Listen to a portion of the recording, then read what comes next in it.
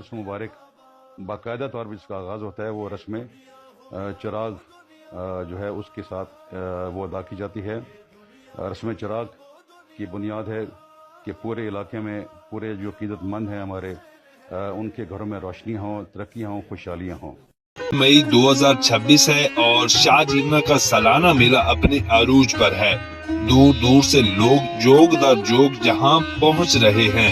हर तरफ रश, रौनक और अकीदत का मंजर नजर आ रहा है। और आज का सबसे खास लम्हा रस्म चिराग, एक बड़ा सा चिराग जिस पर सुर्ख रंग का कपड़ा चढ़ाया गया है। इसे एक लंबे ऊंचे पोल के साथ बांधा जाएगा। जैसे ही चिराग को आहिस्ता आहिस्ता ऊपर चढ़ाया जाता है, लोगों की नजरें इसी पर जम जाती हैं और माहौल एक रूहानी कैफियत में डूब जाता है। इस मौके पर दरबार के गद्दी नशीन मखदूम फैसल सालिह हयात साहब मौजूद होते हैं।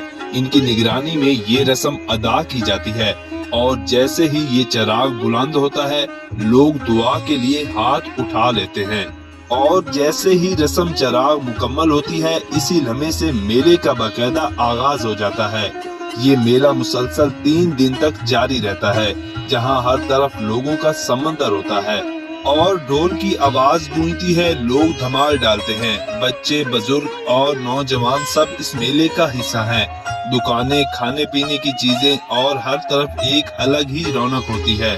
शाहजीवना का ये मेला सिर्फ एक मेला नहीं बल्कि एक रिवायत, एक अकीदत और एक रूहानी मंजर है, जहां हर साल हजारों लोग आते हैं और अपने दिल की मुराद लेकर वापस जाते हैं।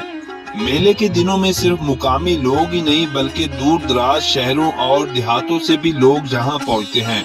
कुछ लोग बसों में, कुछ गाड़ियों में और कुछ तो काफिलों की शक्ल में सफर करके यहाँ आते हैं। ये सफर भी इनके लिए एक अकीदत का हिस्सा होता है। मेले के दौरान दरबार के इर्द गिर्द आरजी बाजार भी सज जाते हैं, जहाँ मुख्तलिफ खाने, मिठाइयाँ और रवायती चीजें दस्तयाब होती हैं। खिलौने की दुकानें, चाय के स्टॉल और मुख्तलिफ छोटे कारोबार इस मेले को एक सकाफती रंग देते हैं।